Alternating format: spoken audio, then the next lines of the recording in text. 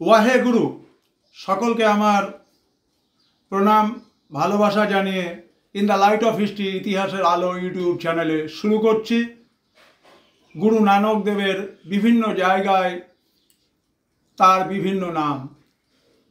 1538 মতান্তরে 1539 খ্রিস্টাব্দে মাত্র 59 বছর বয়সে শিখ ধর্মের প্রতিষ্ঠাতা গুরু নানক দেহত্যাগ করেন। রেখে গেলেন শিখ সম্প্রদায়কে।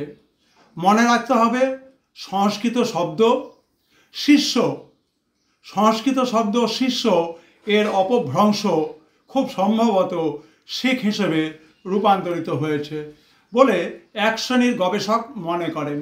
আমাদের গুরু নানক দেব তার এই বিরাট কর্মবহুল জীবন, তিনি মক্কাতে গেছেন এবং সেখানে কাজী সাহেবকে তিনি শিখ ধর্মে আসতে সম্মতি নিয়েছেন তার অলৌকিক জীবন প্রণালীর দ্বারা।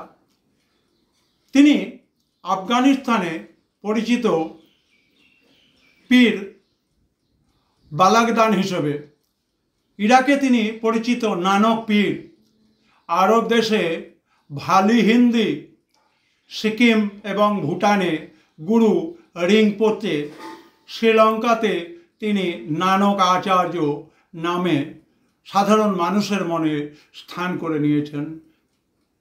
আমার গুরু নানক দেবকে প্রণাম।